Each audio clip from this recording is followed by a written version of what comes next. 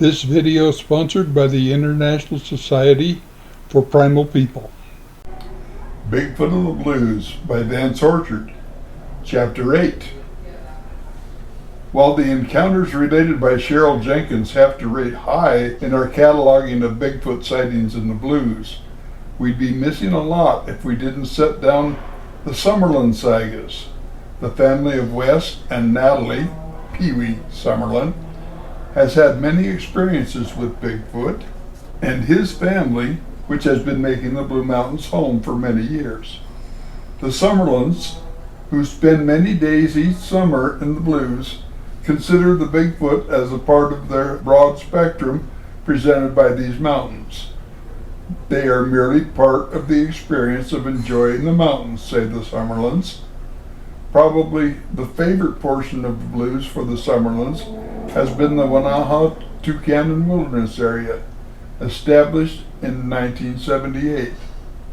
The trails around the perimeter of the wilderness have also held their attractions, as have the camping sites on and off those trails. Their attraction is likely due to the fact the campgrounds were once places favored by the Nez Perce Indians and other Indian tribes before the arrival of the white man. Wes tells me it's an area also made to order for the Bigfoot, as we shall see before this book has been completely spun out. Sumerlin himself has had an interest in Bigfoot since he was a child. For that matter, the creature was part of his rearing on the Colville Indian Reservation, where he spent his childhood. He is part Indian. The reservation is where he was taught the skills of tracking and staying alive in the wilds. His involvement with the Bigfoot of the Blues came when he was running a pack mule string into the mountains here at age 14, and occasionally would come across the big footprints. He said he tried public high school, but when spring rolled around and the birds started cheeping and buds started bursting, the call and freedoms of the mountains proved too strong. Wes says he had to head for the hills. With an uncle, he made his way back to the reservation some 50 miles out of Spokane. They rode the blinds of a passenger railroad train out of Walla Walla to Spokane, then hiked the final 50 miles. In a few years, Wes returned to Walla Walla, got a job, got married, and began a lifelong tenure of packing, tracking animals and people, and working for a farm implement dealer in Walla Walla. His best of times, however, were those days when he could head for the Blues. He does it yet, although the past 3 years he has been recovering from severe heart surgery. Wes and some of his friends were headed down the Wanaha River a few years back, checking out some awful weird noises a party of badly spooked hunters had reported to him. The hunters had been so badly shaken when they reached the isolated spot on the Wanaha River and heard the noise that they raced out of there in spite of it being nightfall and difficult terrain. With Wes that day were W.C. Stub Gray, a longtime saddle partner on many rides, Larry Penland, and a man he recalls only as Joe. Stub, who always rode a mule, was saddled up and ready to head down the trail, so struck out with Joe following. Larry was slower getting rigged up, so he and Wes came along a couple of minutes later, Wes recalls. They weren't over 2 or 3 minutes ahead of us, he added. Suddenly, as Larry and I rounded a turn in the trail, we heard the gall-dangdest noises, and then saw Joe had been bucked off his horse, and the horse was nowhere to be seen. Stub was hollering "whoa" over and over. His mule had a leg caught over a tree, and Stub was slowly sliding off the backside of the mule.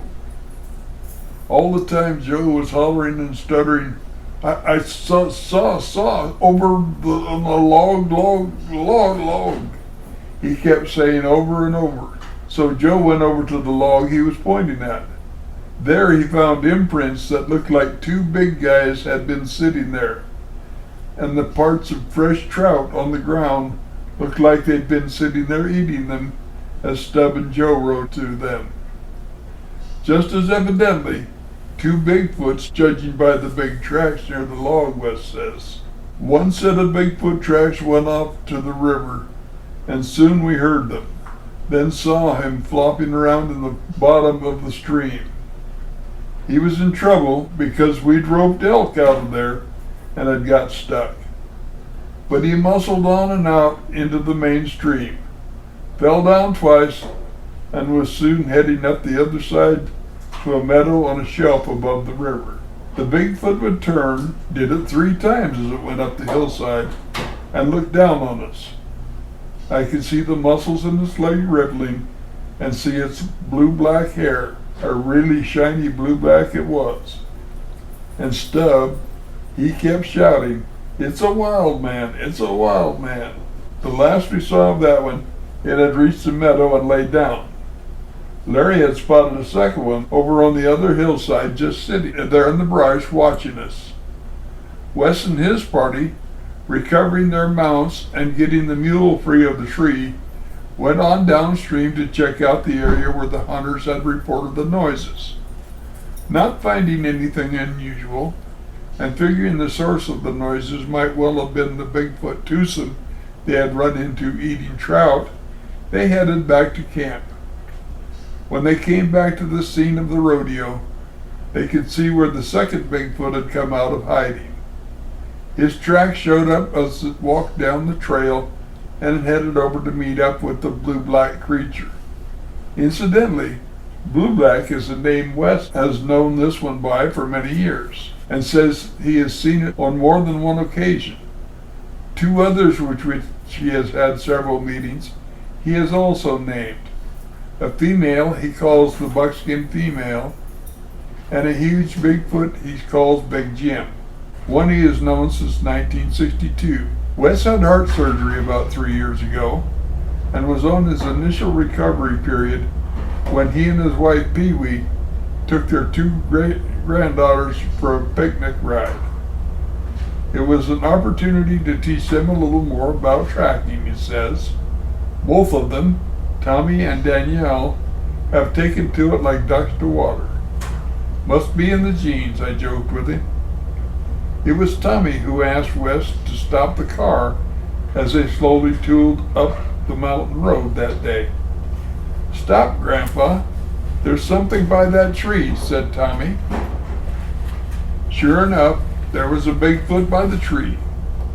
I could see as I backed the car up and stopped it, and the 2 girls were out of the car and scrambling around and soon were out of sight, in spite of my telling them to stay close.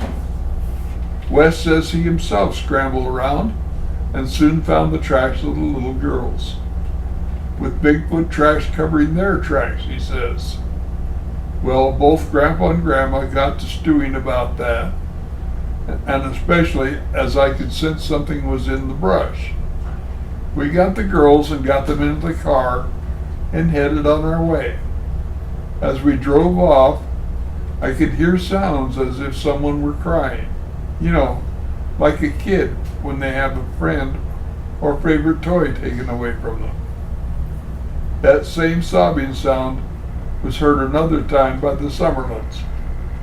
They were camped at Timothy Campgrounds, a popular campsite and trailhead and jump-off point into the Wanahak-Tucannon Wilderness area. It's truly a great oasis in the rugged country back there. We got there in the afternoon, but too late to head on down the trail to Mill Creek, about 6 miles away on the Wanaha South Fork, Wes recalls. So with some time to kill, the kids got to kicking around a soccer ball in the open area. Someone kicked the ball too hard and it sailed off into the brush. Just as suddenly, the ball came flying back. Stub and I both wondered if there was someone else out there. Then a second time the ball was kicked into the brush. Then whap, out it came, seemingly kicked with terrific force. Must be a real big kid to kick a ball so hard, Stubb said. Well, about then, some parents came and gathered up kids and their ball and left. And it was then that I heard that sobbing sound again, and for about half an hour before it died out. The same sound as when I gathered up the girls and left where they had been playing when Tommy spotted that track.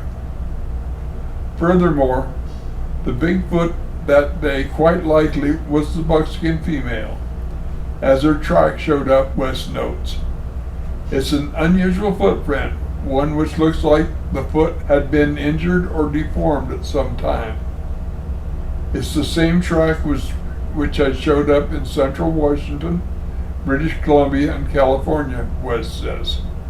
Then, in 1986, we found the same track where a Bigfoot had been raiding our winter fur trap line on Mill Creek. Wes says he developed a close affinity, apparently, for the Bigfoots, and on occasion fed them candy bars, left at night for them at camp. We'd camp at a spot in 2 or 3 days they'd be likely to show up. They smelled our camp and could tell it was me by the color of my horses. I used paint horses for the past 50 years up in the mountains. I think they recognized them. Sumerlin relates an oddity about the Bigfoot that poses some problems for some of his listeners, but it is akin to Bigfoot we'll discuss later on in this book. When asked how close he has been to a Bigfoot, Wes responds by recalling how he and a friend had been within 50 feet or less to the buckskin female one day. When she turned to look my way, she was real visible, and so were her breasts. So I knew it was a female, Wes recalls. Wes claims that if 2 people work a Bigfoot, the animal will go from one to the other, but if you get too close, then the creature will suddenly just disappear, he claims. His answers to what he believes a Bigfoot is are also interesting. It's just something that wants to be friendly. But the trouble has been that when one comes in, I've usually been on a horse, and at that point, the horse always just go ape. Of course, when this happens, you have to go with your horse. Someday, I've said a dozen times, I'm going to tie up the horse and go on ahead on foot just to see what happens.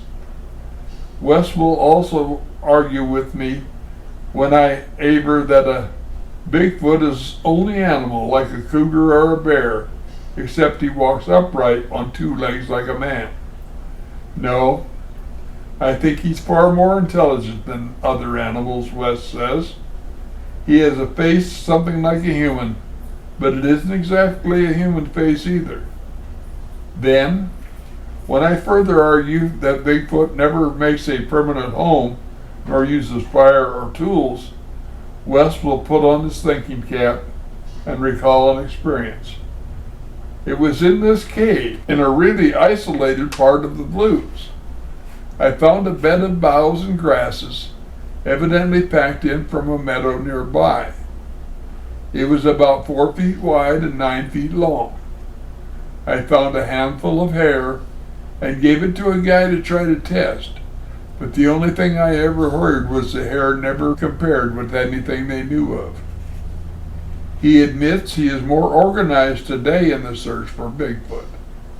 But hell, back in those days, we learned to just get along with it because it sure was willing to get along with us. Today, as he works with an informal team of Bigfoot buffs or on his traditional family outings, Wes Sumerlin continues to hold to this philosophy. A Sumerlin grandson experienced Bigfoot in the summer of 1990 in a way he won't soon forget. Here's my column in the Waitsburg Time which related the incident. The tracker tracked.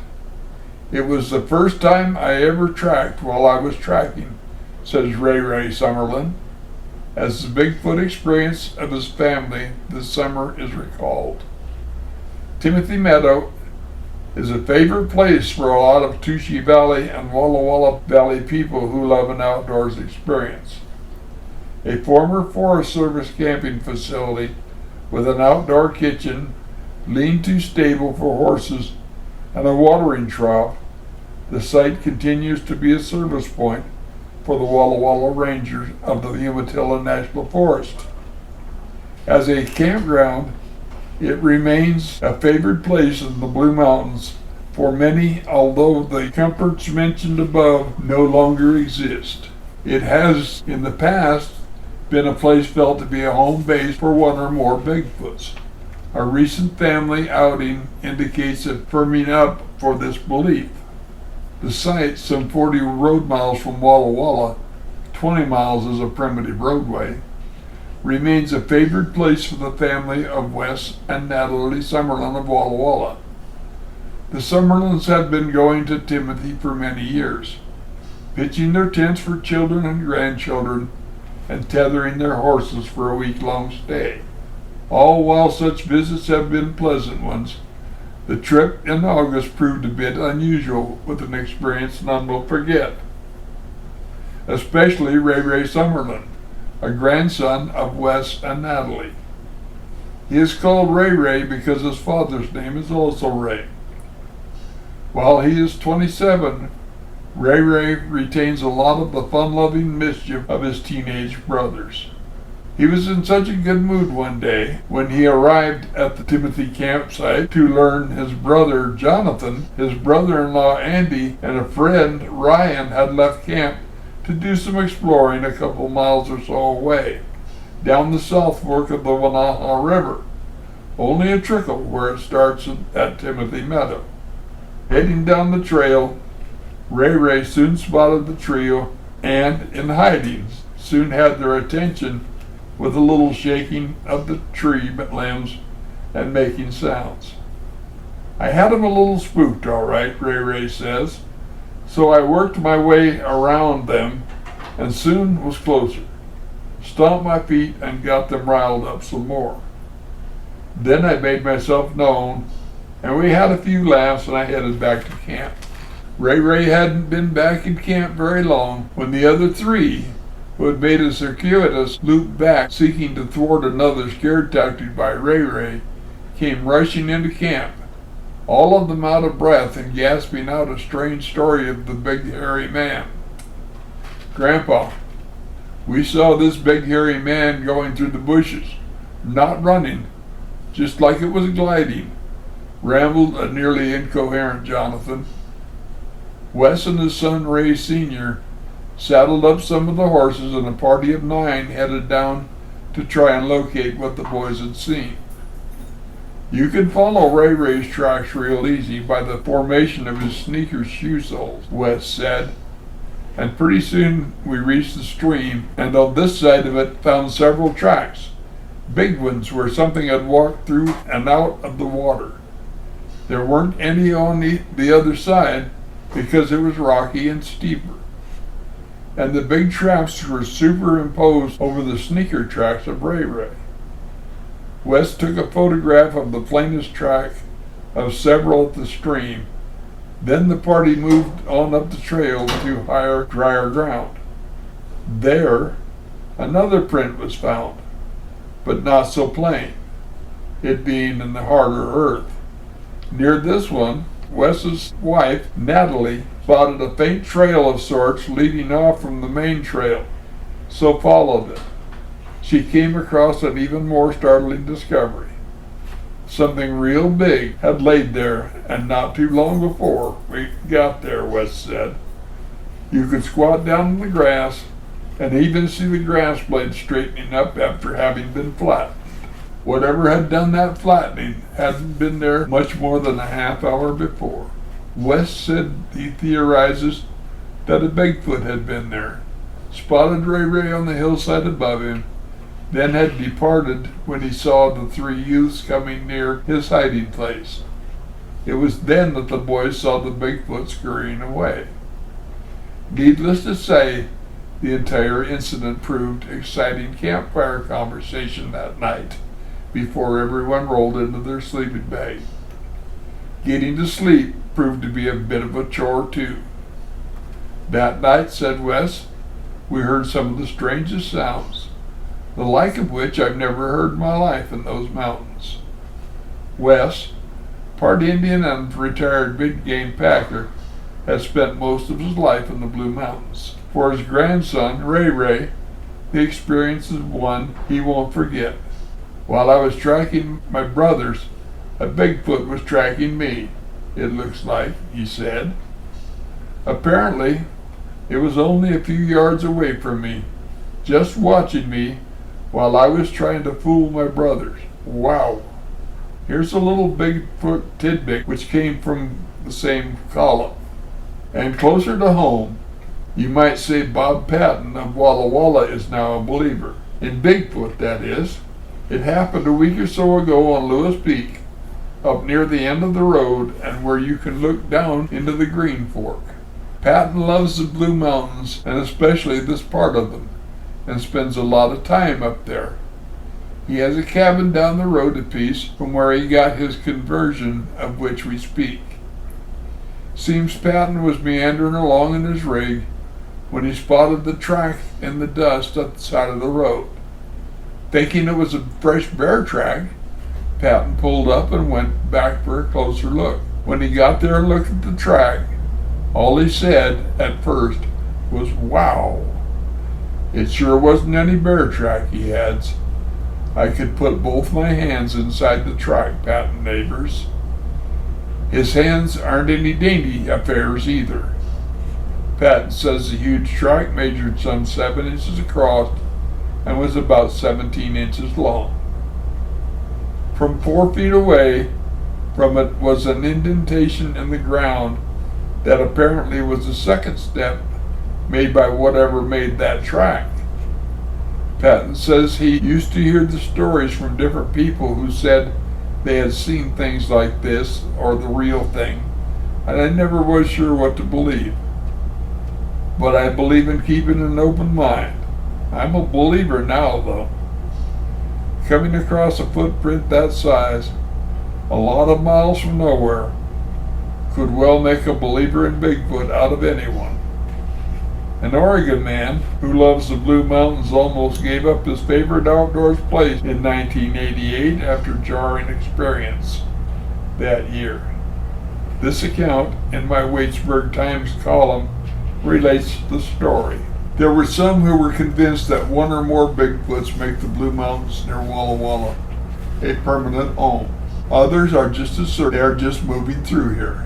Des Jennings is a horsepacker who loves to spend a few days every once in a while in the Blue Mountains tenting and horseback around the high places and into the deep canyons.